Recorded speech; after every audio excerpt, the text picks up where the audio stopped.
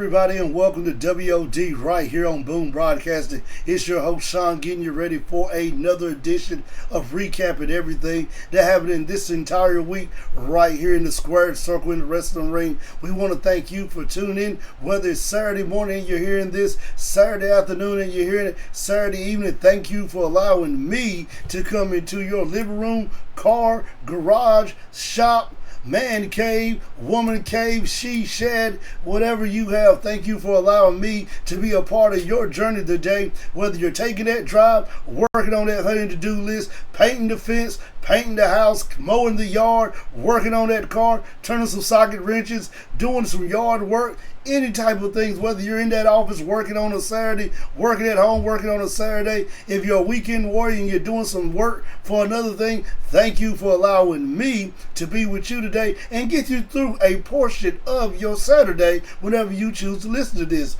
Also, we want to give a shout out and thank everybody for tuning in to all the great content we have right here on Boom Broadcasting. Whether you're listening to the founder, the president, Mr. CEO himself, Michael D. with Out of the Pocket or Drop the Mic Wrestling Podcast, whether you tune in at night, listen to the Nightcap with Mouthing Off with Mike and a host and panel of friends from all over on that show. If you listen to Quick Hits with Podcast Smitty, if you're watching Instinct where we're talking about TV with yours truly, or if you're waiting on Saturday and you said, I saw everything all week, now it's Saturday and I want to go and check out WOD right here on Boom Broadcasting, you are definitely in the right spot. You're on the right YouTube channel. Stick with us. We got so much more that we'll keep on bringing every week. Every week is something new coming right here on Boom Broadcasting. And we definitely want to thank you for listening and being a part of Boom Broadcasting. Now, if you did not watch any wrestling this week,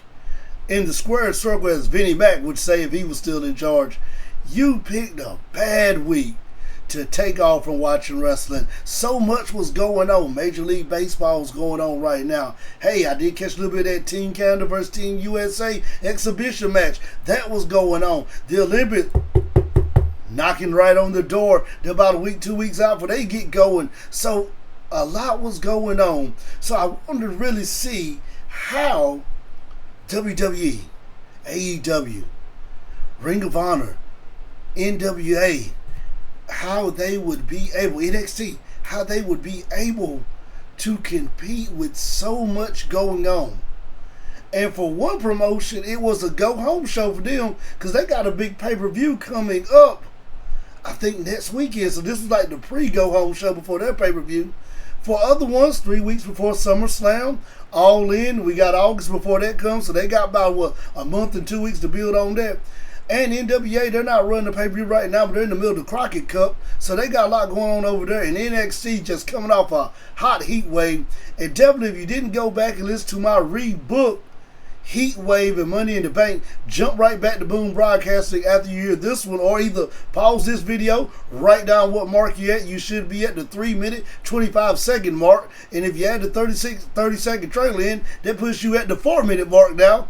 Pause that on this one, jump back to the previous show that we dropped, the emergency show. I want to thank everybody for tuning in to that one on Tuesday morning. Then jump right back over here and let's get going into this week. So, let's go back to WWE Raw. Not rebooking, we're just talking about every show and just talking about how it went, the flow of the show. Then at the end of this episode, we will give everybody a grade on how their show was, and we will pick, that's right, this week's winner of which promotion put on the best show.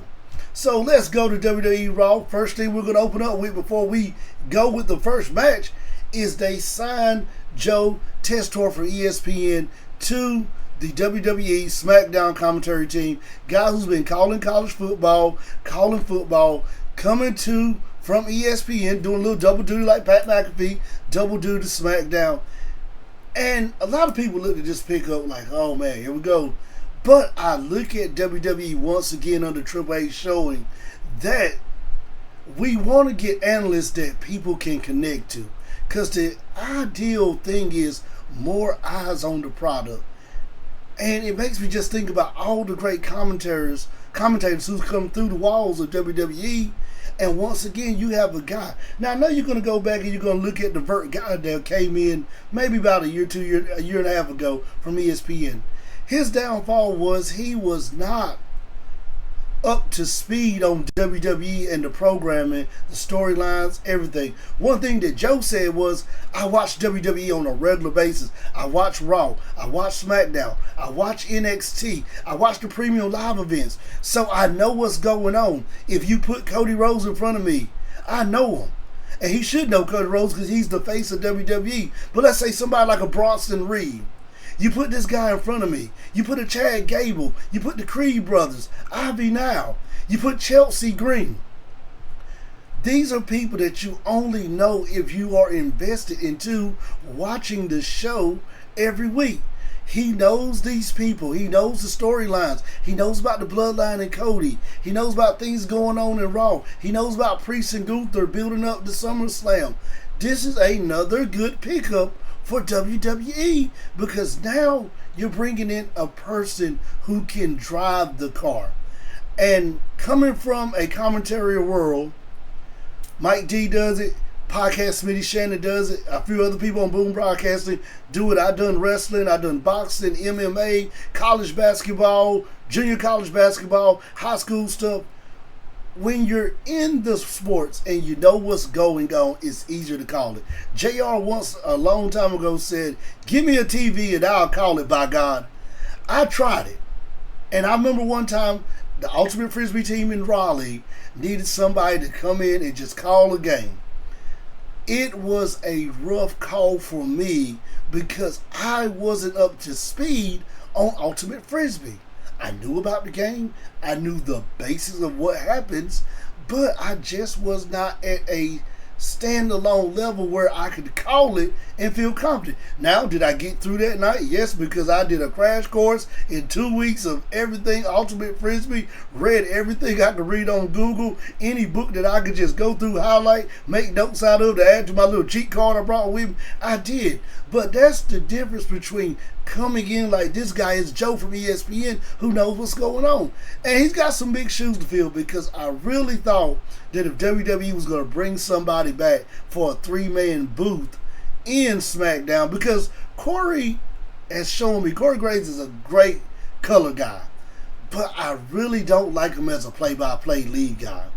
Wade Barrett, he's straight color. He cannot drive the ship. So you have to have that person who can drive it. Who that when the color guy comes in and gives a little color, this is what a move it is. If it's the LaBelle lock, if it's the yes lock, if it's the criminal crossface, can tell you, hey, I've been in this move. I know the agony. He's stretching the arm. He's pulling the head back. He's wearing down on the neck. He's wearing the opponent down.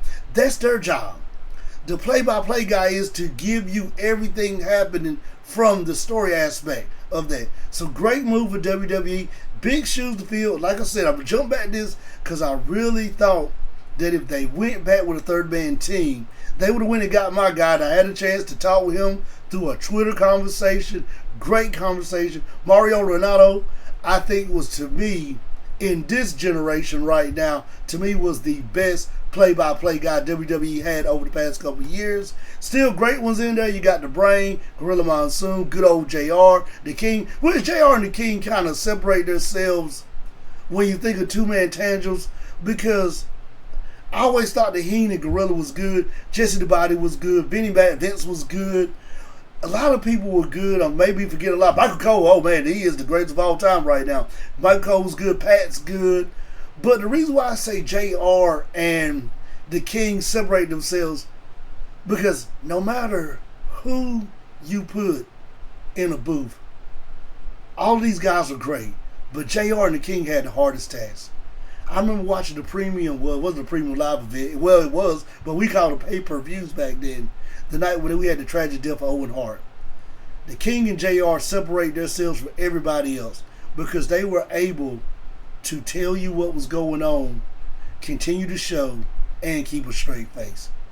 In a tragic night when we lost a great wrestler, Owen Hart, they were able to be able to do that and keep that emotion of knowing that something was wrong with Owen, knowing that Owen may not come out of this alive, able to continue on. So that's why I always separate those two just for that one night. But it was great commentators. Michael Cole, Pat's great.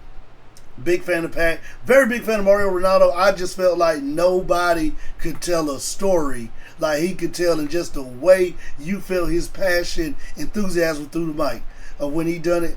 Great was coming through. Taz was good. Some great commentators. Oh, man, Tony Schiavone. Can't forget about Tony. He's a legend. Gordon Sully, who was one of my grandma's favorite. Gordon Sully was one of the reasons why I wanted, besides Mario Ronaldo, was one of the reasons why I wanted to get a microphone and start talking. Because of Gordon Sully on Saturday afternoon wrestling with Georgia Championship Wrestling. So much Florida Championship Wrestling also. So many great commentators come through there. But Joe's in a good spot. WWE's in a good spot because I feel like Joe will be able to adapt to WWE and be able to give them what they need, being that he's fluent and knows what's going on. So now let's jump into Monday Night Raw right here on WOD on Boom Broadcasting. Raw, coming out of Hot Money in the Bank pay-per-view. What do you want to do with your Monday Night Raw? You want to open up that first 15 minutes. 8 o'clock, that first 15 where everybody's locked in. We've been counting down. We got the package then, now, forever together. We got the rollback from the B film on the B crew from what happened at Money in the Bank. All that's gone through. So now you got that first 15 minutes of prime time. Who do we want in this spot? They sent out the best. The best in the world opens up. CM Punk opens up. Great promo. And if you're Punk, this is what you want. And if you're WWE, this is what you want. You want Punk to tell why I caused Drew to lose that Money in the Bank when he cashed in. Great promo. And also Seth came out in the middle of the promo. And this was a good play for WWE. Very good play. Because at the Royal Rumble, you saw the Punk and Seth thing kind of co-mix, co-intertwine. But then Punk got hurt and it just went stale. And then Punk started focusing more on Drew, and you forgot about the Seth backstory that we had. Because that dates back to Survivor Series when, to me, you set up Punk and Seth because Punk upstage them that night, coming off a win, Randy returning, Cody, Randy, Seth won against the Bloodline. Punk upstages them because he comes out. Seth goes in full ballistic mode of, no, we're not bringing this guy back. Anybody but this guy. I don't want him here. He's a cancer. That just kind of went in the back memory log because we started focusing on Punk and Drew. So they did good with reintroducing this to me. And this is, like I said, WWE always finds a way with long-term storytelling. And that's the key word of the day for every promotion, especially with WWE and AEW. Long-term storytelling. They did a good job with getting that back. So very good segment right there. Then we transition over to Jey Uso and Chad Gable. And I said it once, I'll say it again. Chad Gable has to get away from this Wyatt 6. I don't know how it's going to happen. I don't know when it's going to happen. But he has to get away from it in order for us to get him with the Creed brothers. That is coming. Water break. Hey, we got the water. Everybody's living the water break right here on WOD. He's got to get away from the Creed. He's got to get away from Wyatt 6 to get to the Creed brothers. That is what we're waiting on. And I think it's going to just take the Wyatt 6 having to get their hands on Gable physically, doing a beat down on him, and then we start to see him break away. Because I just don't want Gable to get caught up in the mix of this storyline with the Wyatt 6.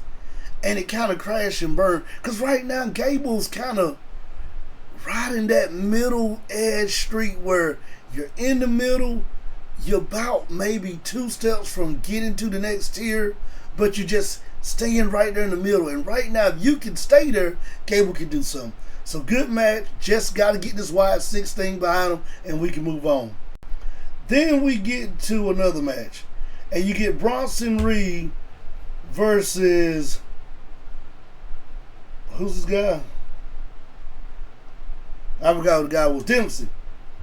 So this match right here kind of was like, Bronson Reed. But what I always say about Bronson Reed, he's like Karrion Kross right now. He's hot and cold. They get behind him, give him some wins, set him up for a Intercontinental U.S. match. He loses the match, goes back on loser streak, get him some wins, set him up for another mid-card title match, loses the match. Bronson Reed has something that you can build with if you're WWE and you're willing to go that way. He's big. Not the best promo guy, but a decent promo guy. Really could use a manager as a mouthpiece. Some guys need that. He's one of them. But you could really get this guy going, putting him with like an MVP to be his mouthpiece, and have him in some matches, have him win that mid-card title, hold it for a while, and put some juice behind him. You got that with Bronson. I just felt like this match right here wasn't like it was a typical Bronson Reed match. So I wasn't that good with that one. I mean, no reason to rebook it, but a whole lot more could happen. Then we go into the Also True Strowman versus the Judgment Day. To me, the biggest takeaway in this match is The Miz is going to turn on R-Truth. He's going to turn on him. You saw it at the end of the match when they lost. The Miz just had that look like, Truth, you're killing me. You're killing me, Smalls. Let's go to the Sandlot. You're killing me, Smalls. That's the look you had. Braun Strowman, I mean, what happened to Braun? WrestleMania 34, this guy was doing a tag match with Nicholas, a kid, and blew the house down when they won. He got released, brought him back, hot or cold, beat Goldberg for the Universal title, or one of those titles, beat him for that. Just has not been the Braun Strowman we wanted to see. Once again, get him away from this JD, get him away from the Judgment Day thing, kind of get him start flying solo, because if Priest comes out of this Gunther match as the champ, another person Priest can face down the road, or a person that Priest could face in the next 3 weeks setting up the Gunther match. Gotta have Priest get another win. Gotta win over Drew, gotta win over Seth, gotta win over Seth without pinning Seth, but you need another good quality win for Priest, and Braun Strowman could be it.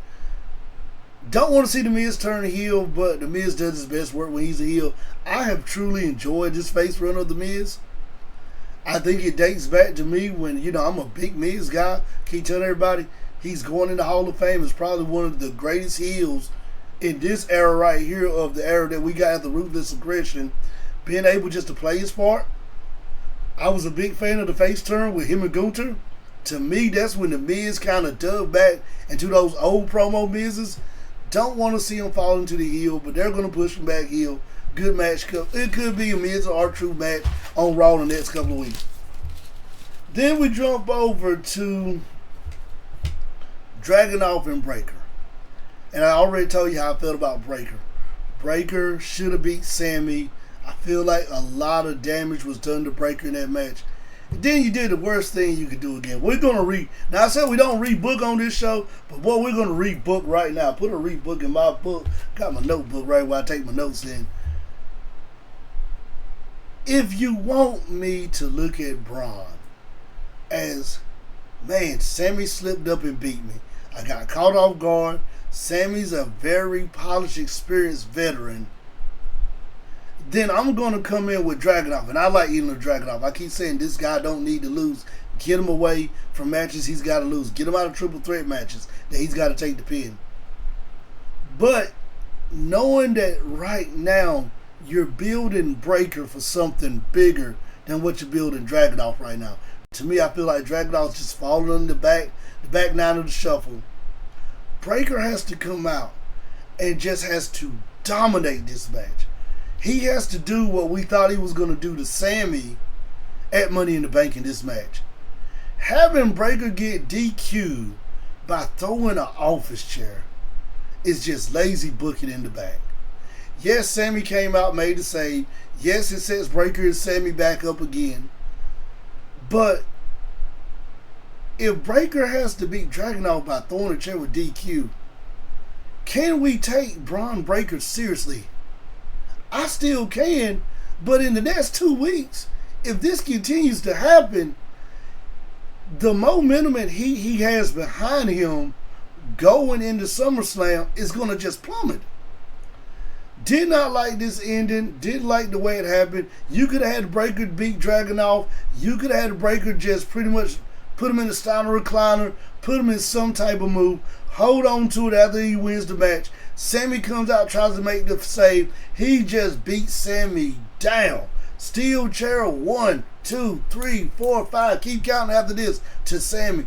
Beat him down and make him look like a powerhouse. Didn't tell that story that I took Sammy lightly. And me taking him lightly, his experience showed against me.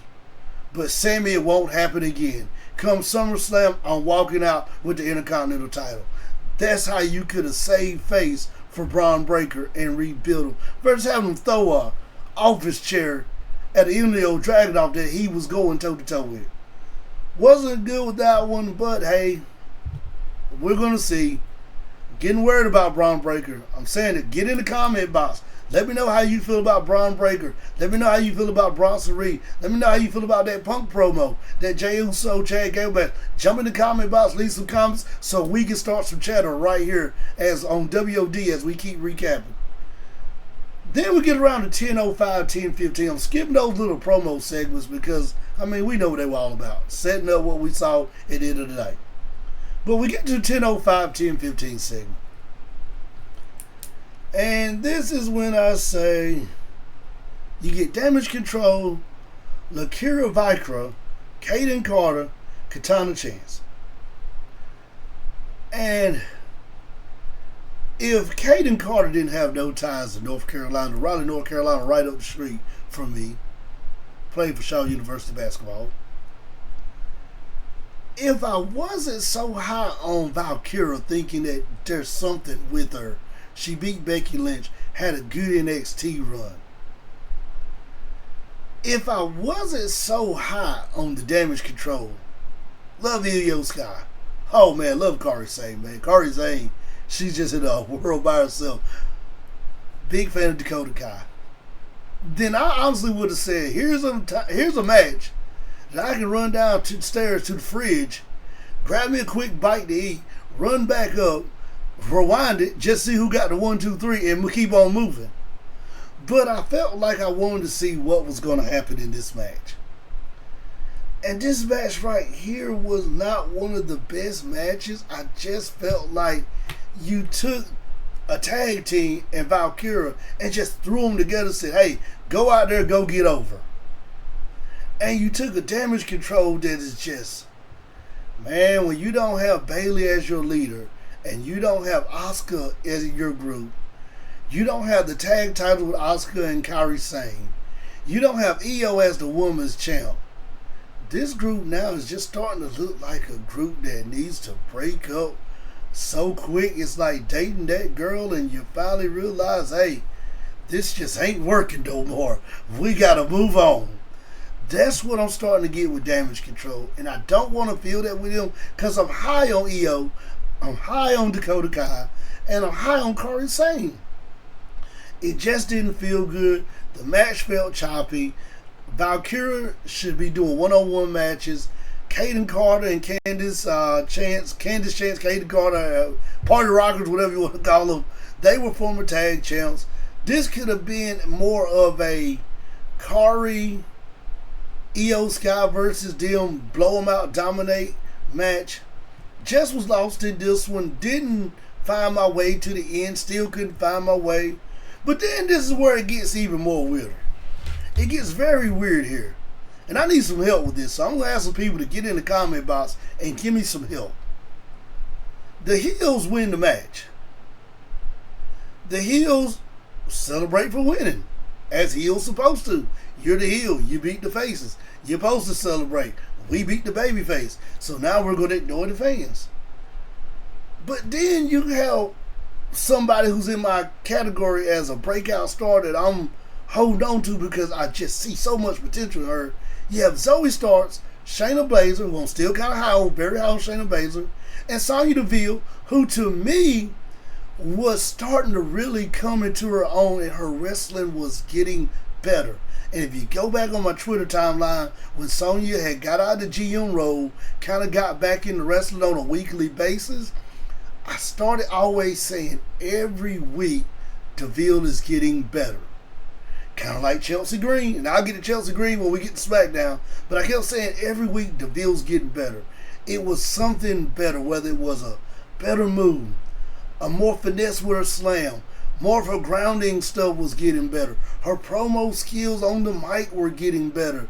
She was coming out of that shell, and I kept saying, here's somebody that if she keeps she's getting better because she's taking it seriously. She's putting in the work, whether she's going out to the performance center, getting more reps, if she's on the house show, getting more reps, having longer matches. But I felt like she was getting better. But you take 3 heels to beat up 3 heels. Now, Podcast Smitty, mouthing off with Mike. Our founder, our president, Mike D. 4 Sides of the Rings, Booking Like a Mark, Dirt Wrestling Toys.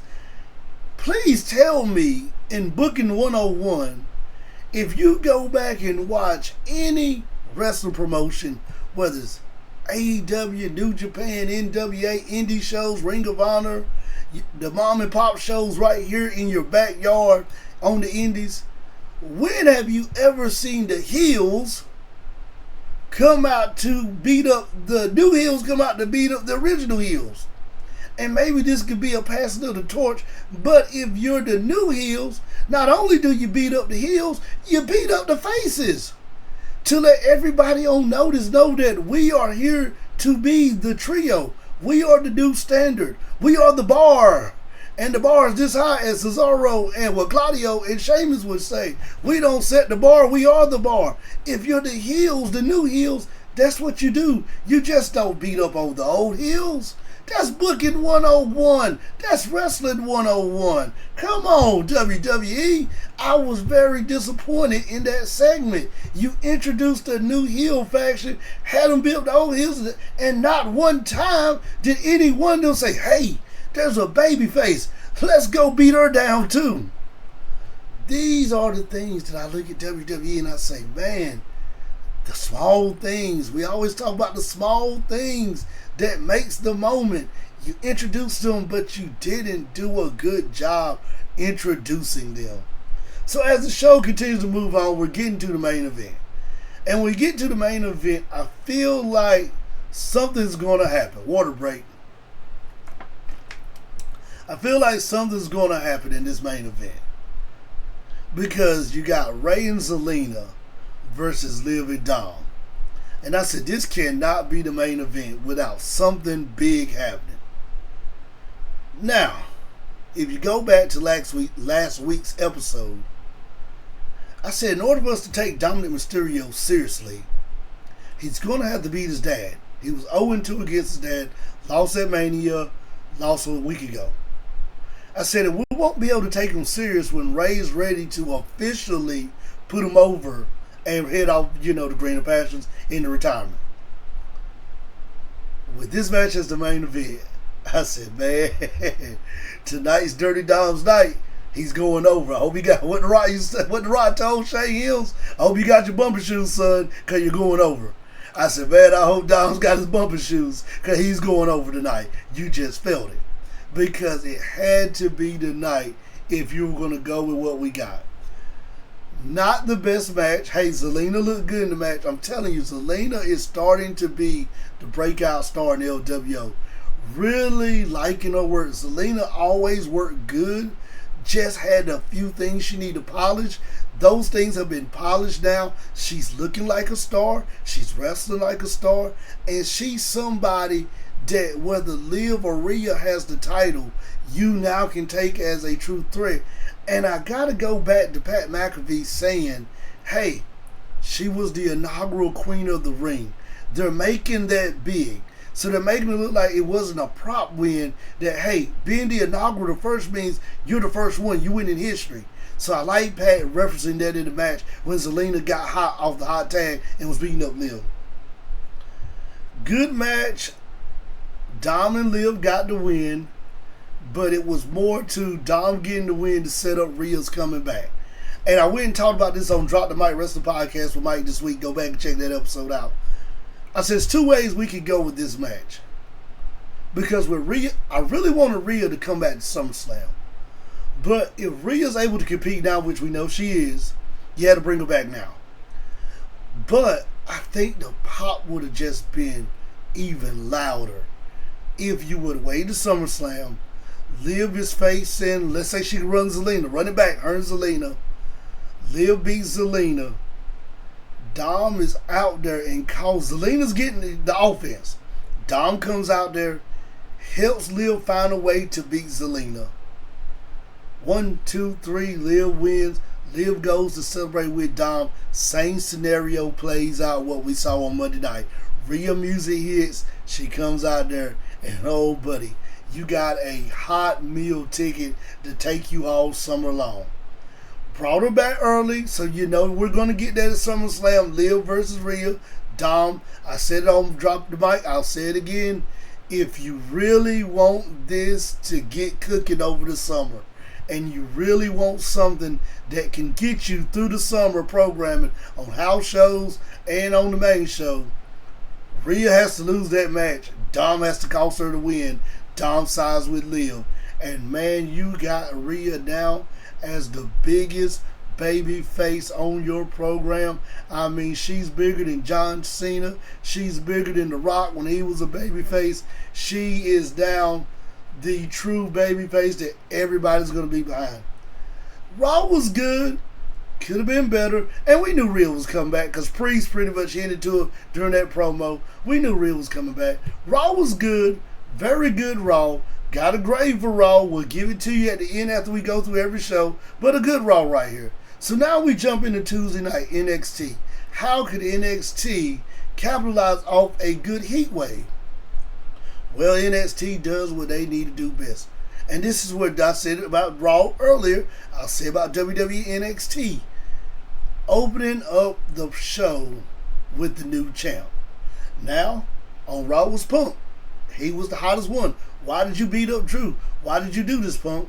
Opening up the show with Ethan Page, the new NXT champ. He comes out, cuts a great promo, and then we continue on. In this promo, Shawn Spears comes out. Trick comes out. A lot going on. I'm not Trick. Javon comes out. They beat up Javon. To me, Javon earned his money on Sunday night at Heat Wave. He showed that he is a true future star for NXT, and they have something with him. But throughout this, you got Trick. You got so much going on, and it was a great opening. And Ethan Page is, man, I tell you, we got a heel, ladies and gentlemen, a true heel as a champ. An old school heel that we've been waiting on. So good right here, good opening for NXT. And I knew when it opened this kind of hot. I said, okay, something's happening tonight. Stay with NXT because it's going to happen. I could just feel it. Then we go to Ariana Grande versus Carmen. Quick match, too quick. Pre-show match. They did a tag match on the pre-show Sunday night. Now they fight each other. Real quick match. No notes you can take out of it. If you're not going to give these ladies a chance to build something, then you pretty much just need to go ahead, scrap it the next week. I said once again, you could have had Jada Parker and Meechim on that pre-show. They tore the house down last week on NXT.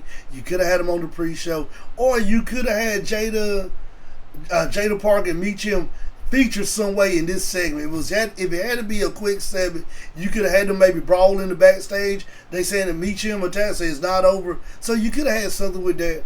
But if you're not going to give the ladies time to have a decent match, scrap it the next week. Put a backstage brawl back there. Do a promo, something else. You know, you just had a promo. Maybe have somebody else come out and cut a promo. Do a segment with Chase U. So much you could have done in this segment that could have been quick. Then you get Thorpe versus the Dom for the Heritage Cup. And I am one who's ready for the Heritage Cup to be retired.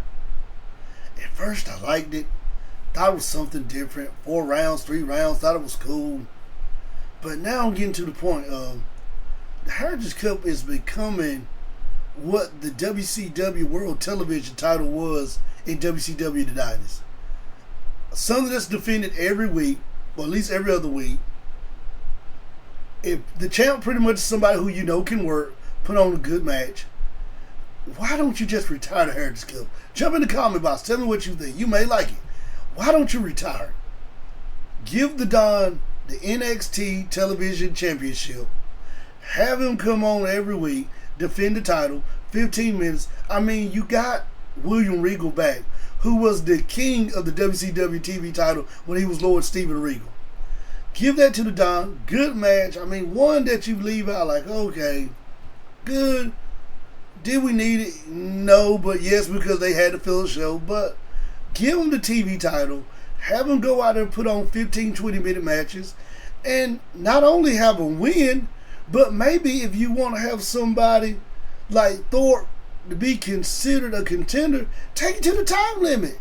Say this bout is for a 20-minute time limit. With 20 minutes or 15 minutes being you run a 2-hour show, 15-minute time limit. Remember when Arn Anderson fought Steven Regal for the WCW TV title? Go look that one up on YouTube.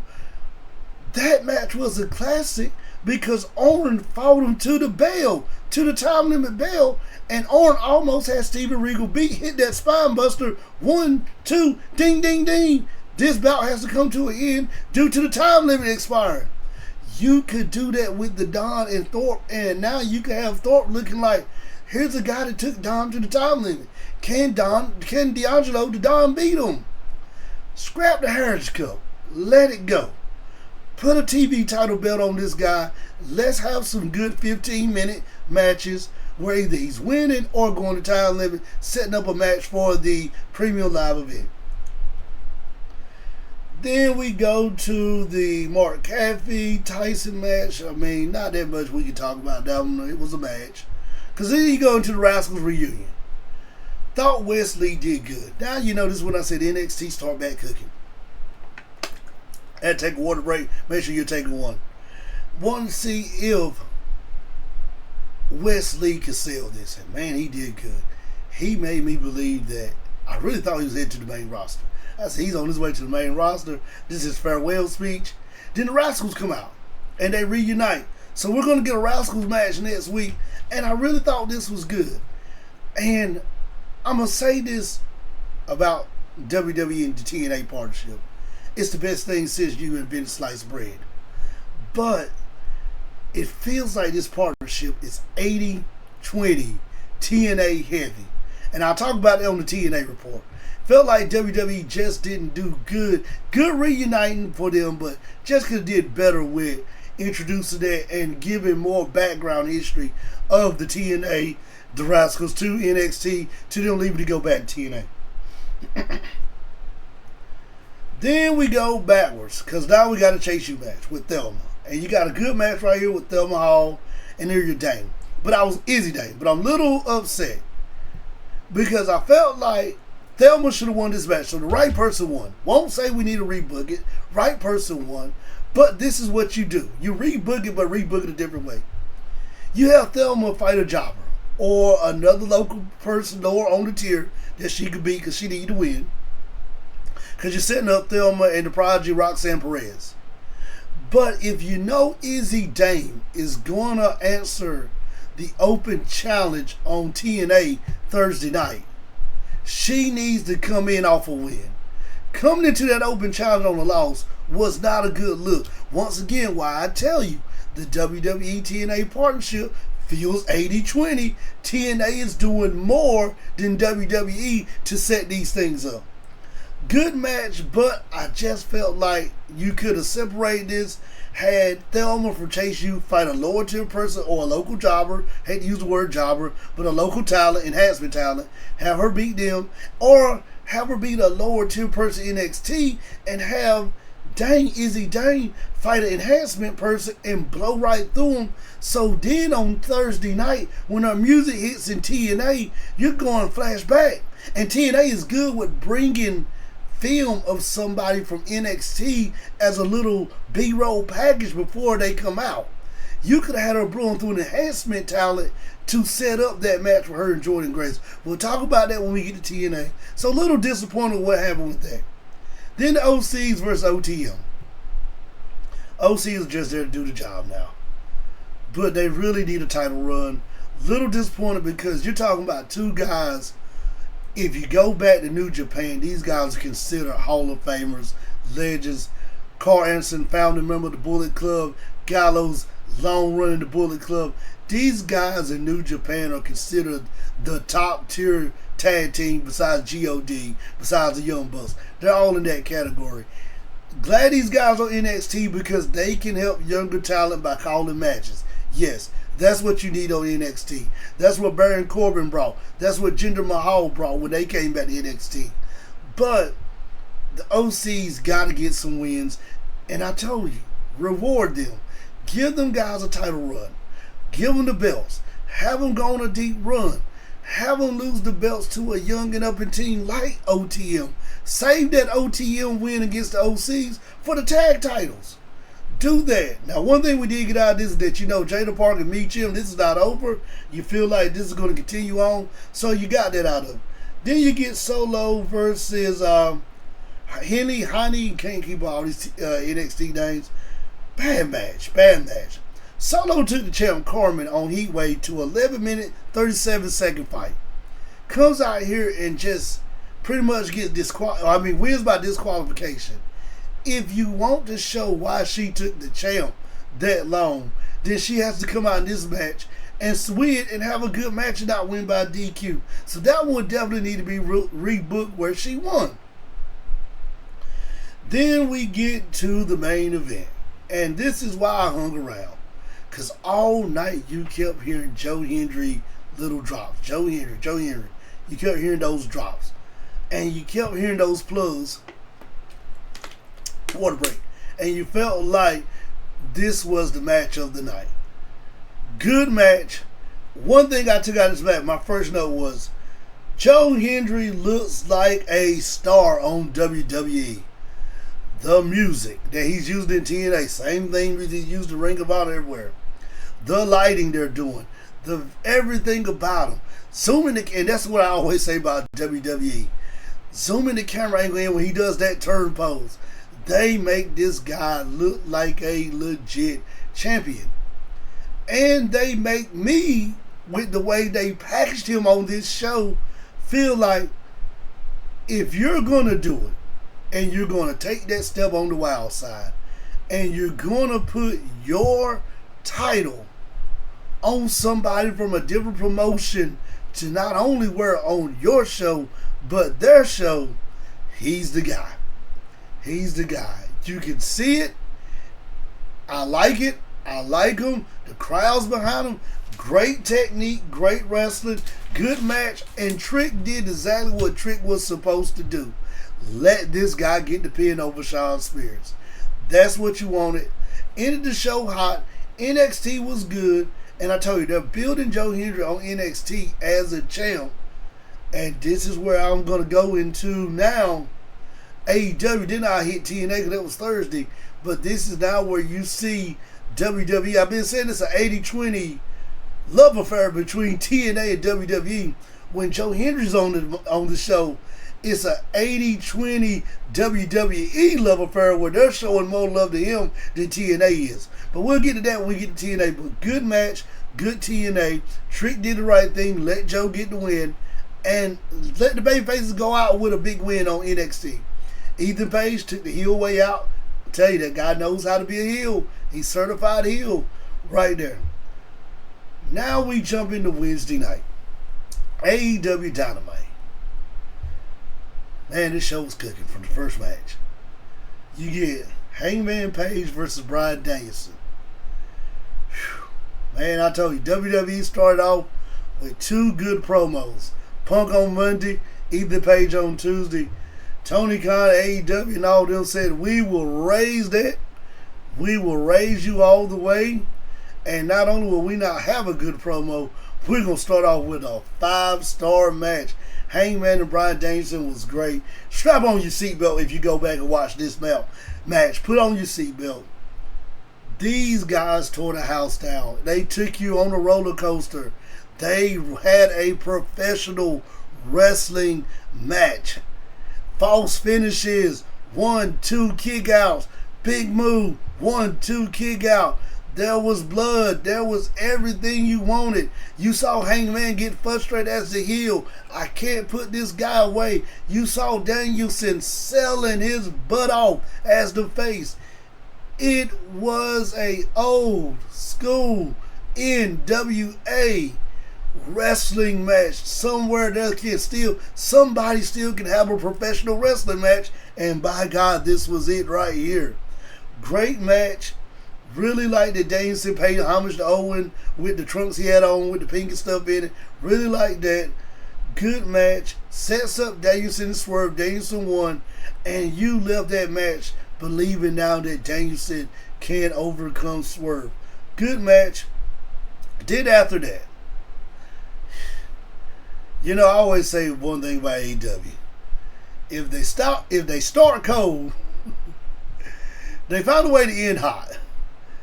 If they start hot, they can't stay hot. Because in the middle of after a great professional wrestling match, we revert back to Saturday Night Live parody on AEW. And in the middle of AEW, they said we need to have a Saturday Night parody segment right here for our fans because they love it and we love giving it to them. You get the Learning Tree, Chris Jericho. And I like the Learning Tree. You know, at first I didn't like it. It's growing on me. And a Stampede Street Fight, Canadian Stampede Street Fight against Samoa Joe. This match right here could have been another banger. Could have been a barn burner. But it just got too wishy-washy, too hokey, too much smoke and mirrors, too much stuff just on cue. Started off great in the ring. Jericho using horseshoes. I'm like, oh man. When I saw the horseshoes, like, oh God, here we go. Now we're getting to the rouge of the hoax of the match. And you know, drop in the comment box. You may thought this was a good match. Drop in the comment box. But come behind a barn burner with James and the Hangman to go to this, I'm like, oh man. Then they go backstage. And this is when they lost me.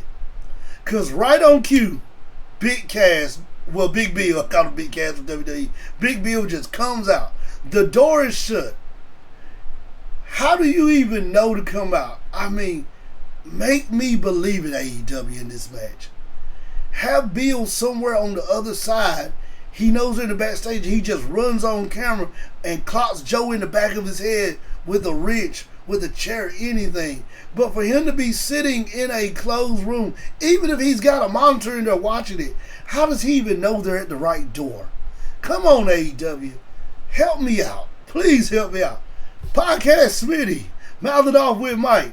Michael D from Drop the Mic Wrestling Podcast. Four Sides of the Rings. Booking Like a Mar. Dirt Wrestling Toys. Everybody who watch our stuff, get in the comment box. Tell me if I'm right or if I'm wrong on this. Help me out, AEW. How can this guy know that it is time to run out? That's where we get the Rouge. Then you get Big Apple come out there. Big New York, whatever his name is. He comes out there. Then they put him on a forklift. And they drive Joe through a makeshift wall that you know was makeshift because it was fresh 2x4s and fresh sheetrock. You didn't have to do this. You could have found another way to get the finish on this. Joe goes to the hospital. The Learning Tree continues on with Jericho sends him at the hospital. Did I tell you, that was a hard one. That was a hard one. But one thing about AEW, where they go up and down. Because right after the Saturday Night Live parody, somebody in the back with a headset on, somebody went and grabbed my old trusty notebook that I keep with me, that I write down finishes on indie shows. When I go to indie shows, look at the pages of where I write down finishes that I can use one day if I'm producing a wrestling show somewhere for an indie company. Somebody remember, we're running a wrestling show here, and we got to give the people some professional wrestling. And they did it. Because we got a good match right here. We got a fatal four-way for the international title between Claudio, Kyle Fletcher, Pac, and Ishii. Good match. Big moves. Not as good as the Danielson and Hangman match, but it took you on a ride. Made you feel it was a good ride. Everybody hit their moves, big moves. Claudio got the big swing. Cal got a big move. Everything was good, and Pac came out as the winner. And I like the slow rebuild of Pac. If you want me to take Pac seriously, because my match is Pac can't win the big one. if you want me to take him seriously, I'm starting to take him seriously. He beat Claudio 2 weeks ago. Big Claudio Casanova fan. Big fan he is. Now he comes and wins a fatal 4-way match. He's going to go away for a little while, then he'll be back at All In. Good one right here. Good match. Thought that we really could have just got maybe 5 more minutes. But I felt like it was enough time in this match that everybody was able to get their moves off, hit some big moves. Pac hits his move, Falcon Arrow, not the Falcon Arrow, hits his move on the top rope, 1, 2, 3, he wins. Like this, but I want to see Pac win at all in Wembley. Water break. Had to take a water break because we are now getting to the match of the night. And I told you about AEW. They give you some parody stuff. They give you some stuff that leave you scratch your head like where they're going. But then they give you those great matches where you be like, man, somebody knows what they're doing back there. Somebody knows that we're running a professional wrestling show and that we got to give our fans some pro wrestling matches to keep them involved. And boy, did we get one for the main event. I was very worried when I found out this was the main event. But if you know me, I was glad it was the main event because I'm a timeless Toni Storm fan. I'm a big fan of hers. So glad that Mariah Mills was in the main event because I knew with her being in the main event, Timeless Toni would be somewhere around. Willow Nightingale. Oh man, you talk about Ricky Morton, Sami Zayn. She's a Ricky the Dragon Steamboat, Kofi Kingston. She's in that same book as them. She's a babyface. All the way around. Don't never need to be a heel. She's a babyface. She has a babyface look, the babyface music. Love that she was wearing the Owen Hart Danger tights from back when he was in the Nation of Domination. After the Nation of Domination, we went solo. Glad she had it on. But she's a babyface, can sell, can work. Great wrestler. I'm really starting to like Willow Nightingale. But great match. Great match between both of the ladies. But Mariah Mills did exactly what she was supposed to do. She got the win. And I just felt like I didn't see it coming. I promise you, I didn't see it coming. And I've been trying to call Timeless Toni to see if she's all right. I haven't heard back from her. I've been trying to get up with Luther. And hey, before we get to that part right there, can we give Luther a shout out? You talk about somebody who knows his job, knows what he's supposed to do, knows that he is the manager valet, knows his role. And it kind of goes back to what Paul Heyman said. What make the great managers like him, Mr. Fuji, Jim Cornette, Bobby the Brain Heenan? What makes those guys the great managers? Marco Polo before he was Raven. Johnny Polo, not Marco Polo. Johnny Polo before he was Raven. What makes those guys? Jimmy Hart. What makes them all great managers is knowing your part. As Paul Heyman said when he was with Brock Lesnar, same thing with Roman Reigns, the Tribal Chief. I'm Morris Day in the time. Brock and Roman is Morris Day. I can be the time. When they perform with the singer Prince, Brock and Roman can be Prince. It's their show. But I can be Morris Day. I can be in the background. And I can do just enough in the background where you notice me. That's what Luther does with Timeless Toni Storm.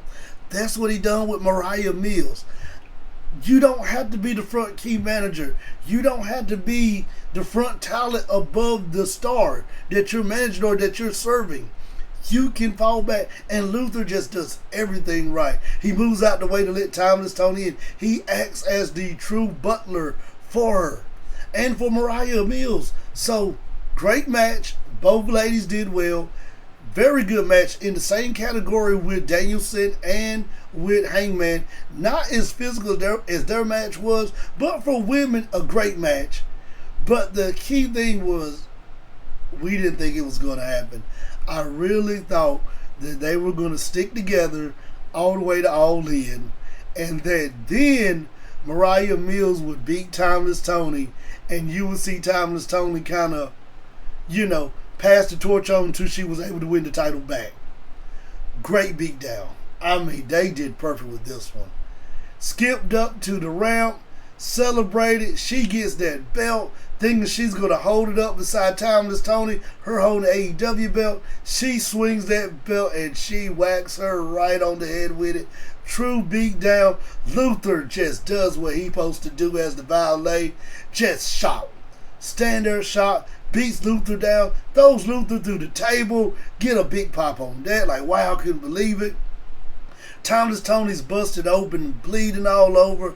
Beats her down. Takes her heel. Busts her open more with the heel. Timeless Tony always had a thing. Watch for the shoe. Use the shoe. Thought that was a great, great homage to paying what Timeless Tony always says with her promos, which says watch for the shoe. Great right here. And I mean, can we talk about Timeless Tony? Man, she sold that beat down like a true Oscar-winning Grammy. That beat down, the way she sold it, was the way in the same category, the way that Cody sold The Rock in the Ring on Monday Night Raw. That's how good she sold it. I was truly invested with it. Went back, watched AEW when they show after AEW, her walking out, blood all over, stumbling, bumping into stuff, staying in character, even backstage with the camera rolling. Just great work from Timeless Tony. Setting up a great match in London where Mariah Mills is from. Setting up a great match right here. Can't wait to watch that. And I'll tell you, I'm invested in All In just off of that now. I know we're going to get Swerve and Danielson, but that right there also got me invested even more for AEW heading All In. Got a great for AEW. Won't give it to you right now. We'll wait till the end to give it to you. Then we jump over to Thursday night, TNA. TNA starts off good. Jordan Grace Open Challenge. Talked about this with the Izzy Dame on NXT. Said Izzy Dame need to be the enhancement talent, local talent, blow right through them, run right through them, so that when she showed up on TNA, you could take her seriously. Coming off a loss on NXT on Tuesday night, 2 nights later on TNA, you knew Jordan Grace was going to win. Now, great match, very good match, but we knew she was going to win. If she would have came off a win, I would have felt better with more confidence, even though she put on a great match with Jordan Grace, would have gave her more confidence going into this match. Jordan Grace got the win. Jordan Grace is a star on TNA. She looked like a star, music like a star, comes out like a star. Great wrestling set. If you're TNA, hold on to her, because if she hits the free agency market, she's going to be in a bidding war between AEW and WWE. And truly would say she would go to NXT, because I think she will lean that way to the ties she already has with NXT. Then you get Charlie Dempsey from the No Catch Crew versus Zach Wentz. Dempsey looks like a watered down Daniel Bryan. Wouldn't hurt Bryan Danielson. Wouldn't hurt that his dad's William Regal. That makes it good. Very good match right here. And I said him no. I got a note about Dempsey. Didn't write this match down as far as calling it. But to me, Dempsey reminds me of the modern day Brad Armstrong. Don't remember Brad Armstrong? He's the brother of the Road Dogg, Jesse James. Go back and look at some WCW clips of Brad Armstrong. See a lot of Charlie Dempsey in him. Brad Armstrong and William Regal had great matches in WCW on Saturday nights and on Monday nights. Go back and check some of those out. That's who Dempsey reminds me of. Then you get to the System, who cut a promo. The System got some things we got to work on. I need to see Moose nail this promo. He was the last one to do his part. He's got to nail it. He's got to nail it. Didn't see him nail it, so he's got to work on that. I do like that they have Alicia Edwards. She's a good talker. She opened that promo. Really need to kind of wing on her to kind of be more of the talker for the System. But if you're not going to do that and you kind of don't want her to become that mouthpiece, then if you're at TNA, you're going to have to bring in, you can't bring in Paul Heyman, but I'm just using these people as an example. You have to bring in a Paul Heyman or Jim Cornette, Michael P.S. Hayes, people that can talk. You know, what made us hate the Freebirds? It wasn't because of Bam Bam Terry Gordy. It wasn't because of all them. It was because we didn't like Michael P.S. Hayes. Michael made you hate him because when he got on the mic, he insulted you. He insulted the Von Erichs in Texas. That's why we hated the Freebirds. You got to bring in somebody who can talk with them to help them get over. Then you get Jonathan Gresham versus Mike Bailey versus Kadoshi for the X Division. Good match. Mike Bailey was kind of standing out. He won the match. Mike Bailey's good. He's got some potential over there. Like Mustafa Ali. Like Mustafa Ali in TNA. Put a big note right there. He looks good in TNA. He looks like a true heel. Like they put the security around him. Makes him look like even more of a cowardly heel with having to have security around him. Being able to come in, beat up the face, then run away with security behind him. So they did good with that. Then you get Rhino versus AJ Friends for the digital media title. Rhino, it was a Rhino match. AJ Francis top dollar back in NXT WWE. Good match. I did like that Rhino's back in Philly, so you got to bring him back. ECW chance. You're going to always hear that when you're in the home of ECW in the ballroom. Rich Swann playing sidekick to top dollar. Where did that happen at? Rich Swann is a great competitor. Rich Swann needs to try to find a way to get in the transfer portal and get to NXT and have some matches with Cedric Alexander, and Cedric Alexander get in the transfer portal, coming over to TNA to have some matches with Rich Swann. Get Rich Swann away from top dollar right now. Swann's too good to be a sidekick. Philly Street Fight, not that bad. Main event, Joe Hendry, Josh Alexander versus Moose and Steve Madden. I got good notes on this. Good notes. Joe Hendry looks better on NXT than he did TNA. TNA, he came out, fans got behind him, but on NXT on Tuesday night, he looked like a star. On TNA, on Thursday night, he looked like just one of the guys in the main event. Moose looked more like the star with his entrance. He just looked like one of the guys. Good match. Didn't like it. The babyfaces lost, so that kind of gives me some type of feeling that a title change will happen at Slammiversary next week, and we'll be talking about Slammiversary right here on WOD. Gonna probably bring in some guys from Boom Broadcasting, probably bring in some guys that's been on the nightcap as we make our picks for Slammiversary right here on WOD next week. So definitely tune in for that. Got a grade for TNA. Very good grade for it. Very, moderate grade. We're going to see what happens. But it was a good TNA. But I'll go back to once again, TNA did good with the NXT guys, putting them over on their product. They did bad with their own guy, Joe Hendry, who's now looking like the future TNA of putting them over on their show. Where WWE did good with Joe Hendry putting them over on their show, but everybody else, they just kind of, they're here. Now let's jump into SmackDown before we get ready to give some grades and get out of here. SmackDown opening segment, Tiffany Stratton. SmackDown, Raw, WWE, water break. Thank you for hanging with me. Get over the hour mark. Most time I don't go that long, but so much to talk about. So we're going to kind of brush right through SmackDown. Like I always say, for more in-depth coverage, always go to the nightcap on Boom Broadcasting. SmackDown opening statement, WWE always does good when somebody wins the title or somebody wins something prestigious, having them open up the show. Tiffany Stratton opened up the show. Good entrance. She looks like the real deal. You can take her seriously. She looks like the Money in the Bank person. She looks seriously with the briefcase. And I said, you got something with Tiffany Stratton. All that I didn't like is about a minute 30 into the show, Bayley comes out. This is her moment. Give her 5 minutes. And maybe they didn't because she's not maybe one of the best promos in their eyes. To me, I think Tiffany's a decent promo person. Give her a little while longer. Let her bask in the glory. Let her soak it in. Let her get the people hating her. Let her cut something on the town they're in. Do something to make her feel like a heel. After that, the Nia comes in. The Michin comes in with a kendo stick. Then I put it gets out of hand. It gets wacky. That leads to the Michin Queen Nia match. Nia wins. Michin looks good in this match. And I put a note beside Michin.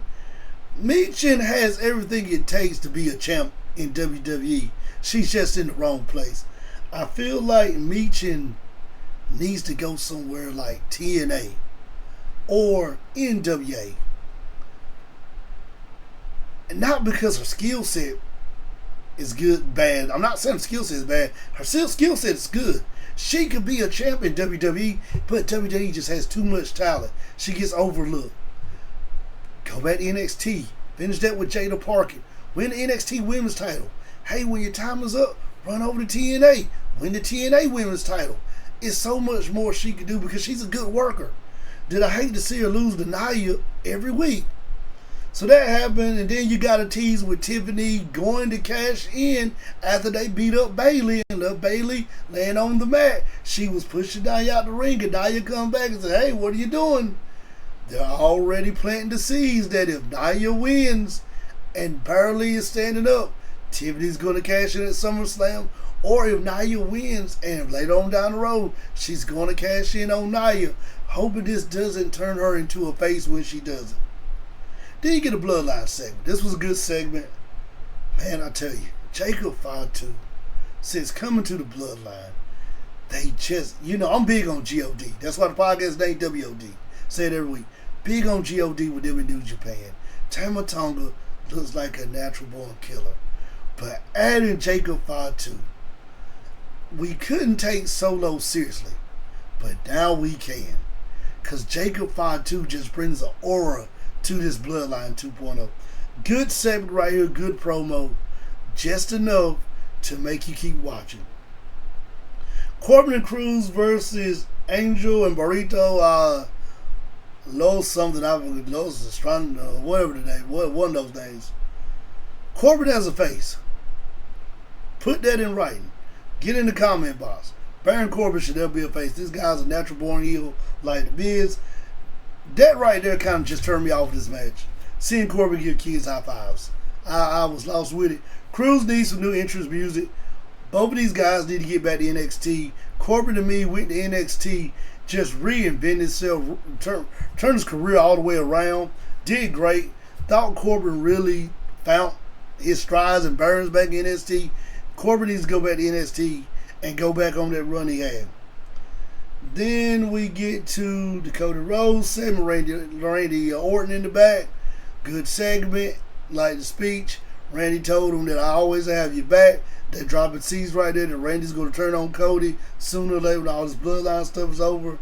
LA Knight comes out, cut a good promo. Knight's going to get Logan Paul for the U.S. title.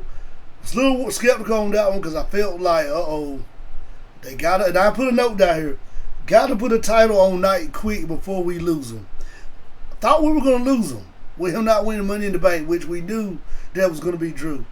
But he was able to keep the fans and heard that pop when he said he's getting Logan Paul. So I feel like the fans are still behind him. We're going to put the U.S. title on him and he's going to run with it.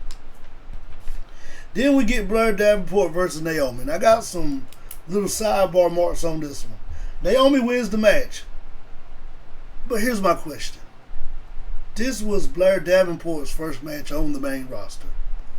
You did a good job introducing her to us as the viewers and the fans of the stadium by giving us a good package of her. You cannot have her lose this match. What happened to the days when WWE introduced a new star and they beat up an enhancement talent, a local enhancement talent, over the next course of a month? What happened to that? You can't have Naomi lose to her because you're kind of setting Naomi up to be a good person if Nia beats Bayley to have a feud within the summer by having her continue to win a few matches here and there where you say, hey, Naomi can be a true title threat if Bayley loses the title or if Bayley wins the title and you need like an emergency plan for a Bayley match to continue on throughout the summer. But you can't kill Blair Davenport off on her first night on the main roster. You got a big package for her and have her lose. Now, yes, she did go back and beat Naomi up backstage, but you did it again, WWE. This is twice. You just can't do it. You should have had her beat an enhancement talent and had Naomi beat a lower tier person on the roster. Then I got to note that Chelsea Green was backstage trying to meet with Nick Aldis. Chelsea Green is really coming into her own. She has potential written all over her. The wrestling skills are getting better by the week. The promo skills are there. And if you give her the women's title, she can be the perfect heel with it, hiding behind Piper Niven, hiding behind her with the title. So you got something with that. Then we go to Theory versus Waller versus DIY. I put a note right here. Running it back too early. This should either be on SummerSlam or the SummerSlam pre-show. Good match, not as good as last week's match. Last week's match was in a top category of a 4-star match on my ranking. Great match. They did right, put the titles on DIY last week. Felt like too early to run it back. And it just didn't live up to what last week was. And you could have waited 3 more weeks. Gave us time to digest last week's match. Know that DIY is the champ. Have DIY fight Pretty Deadly. Something like that. Have them beat Pretty Deadly to continue their run. Then bring this match at SummerSlam either as the opening match or the pre-show match and say, okay guys, we're going to give y'all 30 minutes again. Let's go back and let's have another classic. Then after that match, who hits the ring? I got to take a water break on this because I got a lot to talk about now. The Samoan Werewolf, Jacob Fatu, hits the ring. He beats up the champs. He beats up the heels. He does a Samoan drop of that thing on Johnny Wrestling Jazz.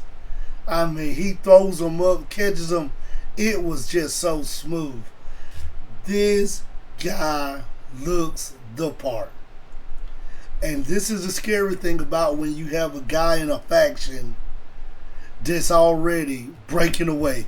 At the start, you just introduced him to us 3-4 weeks ago, and he's already taking 5 steps ahead of the leader, Solo Sikoa. He looks real. He looks serious. His stuff is smooth. His timing is smooth. You can take him serious. You can take him as a threat to Cody. He beats both tag champs up. Graves does good putting that over on the mic. He then comes in after he wrecks havoc. He goes through, and now you got Solo coming out with the Tongans, and they look serious now. And I said it earlier with the promo they did. Jacob Fatu makes them have an aura where they look serious now. You can take them serious. They were good with Tama Tonga. Tonga Low came and they look good, but now they look legit. Everything about him looks real. The way he acts, the way he headbutted Cody, the way he beat down Cody, the way he beat down Randy Orton, the way how he got in front of the camera and just, he knew the camera was right there. You can't teach that. That's just knowing those cues. That's wrestling IQ 101. Knowing the cameraman was right there, being able to just make that quick turn and cuss right in the camera on live TV. Those are things that this guy is just so far ahead. I liked him in MLW a whole lot. And I kept saying when he was in MLW, if you go back to my radio show days, I kept saying when this guy gets to WWE, they got something with him because they're going to make him look. MLW made him look like a star. But now he's on what we call the top tier league. They're going to make him look even more like a star. That's what they're doing. Sooner or later, he's going to jump over Solo. And it's coming. Because Solo will not be able to keep up with where Jacob Fatu is at. The moveset he done with the moonsault, jumping to the side, jumping. You can't teach that. It's just pure athleticism. And I even put a note. And here's something I said on Twitter a while back when he debuted. I went back and watched Jacob's dad, the Tongan Kid. And when you think of the Anomi family, Solo and the Usos, Rikishi, Sika, Roman Reigns, Wild Samoa, Sika Naka, Yokozuna, Tongan Kid, Umaga, so many more you keep naming. I can't name all of them. So many Rocky Johnson. Well, he's not no married to the family. Well, didn't marry. Married to the family. Can't name all of them because it's just so many of them. But I said, when you think of Sika and Roman Reigns had a better career as Sika. But when you look at them, they're on about the same level of Sika could go. But when I look at Jacob Fatu and I go back and watch the Tongan Kid was good. But I can literally say right now, Jacob Fatu is 10 steps ahead of where his father was at in his father's prime. That's what's scary about Jacob Fatu right there. That's what's scary. He's 10 steps ahead of his father and his father's prime. And the Tonga Kid was good, but Jacob's 10 steps ahead of him right now. I don't think Solo will be able to hold down the leadership because they're going to start asking for Jacob every week. It's coming. I see it coming. And G.O.D. now looks like G.O.D. in New Japan. Not going by Gorillas of Destiny right now in WWE, but they look seriously. They all look seriously even more thanks to Jacob Fatu. I want to see where they continue on. Solo and Cody is booked for SummerSlam, but I already said it. After we get through Solo and Cody, after we get through the Bloodline Civil War, WWE has set themselves up with something with with Jacob and Cody, where you can play hot potato with that title and pass it back and forth. Or either have Jacob beat Cody and go on a long title reign and have Cody go on a redemption story of beating Jacob Fatu and winning it back. And you could kind of do what AEW done with Cody and Mr. Brody Lee when Brody Lee just came out for the TBS title and just thumped Cody. You can do that when him and Jacob finally meet. Have Jacob just run through and thump him. Have Cody put him over and then have Cody go on that redemption like he did till he got back to Brody Lee and win. So that's something you can do. So, we got a lot to talk about as far as grades, and we're going to give the grades out and tell you who won this week. I want to thank everybody for tuning in and staying with me this long. Winning overtime today, but hey, great stuff to recap. Raw, I gave it a B. NXT C+. AEW, take away the Saturday Night Parody with Joe and the Learning Tree Jericho. Gave it an A. Even with that, gave it an A. Great show. SmackDown, B-. Ran back the DIY A-Town Down Under match too early. Ran it back. A lot of promos tonight. Nia and Michin wasn't that good. Like the Bloodline in it. Then you got NWA, who I gave a low C-. Matt Cardona versus Ricky Morton on that.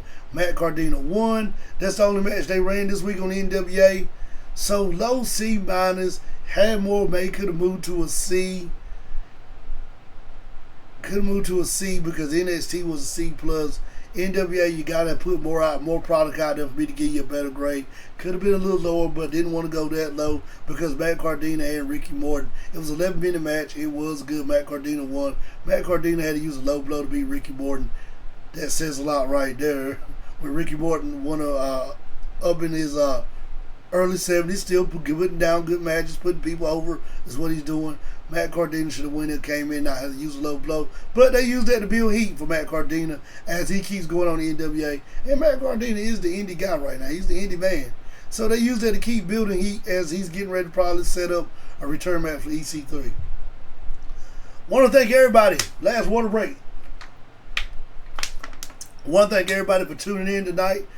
Tuning in whether it's daytime, afternoon, morning, night, anytime, for tuning in to WOD right here on Boom Broadcasting. Don't forget, we'll be back next week.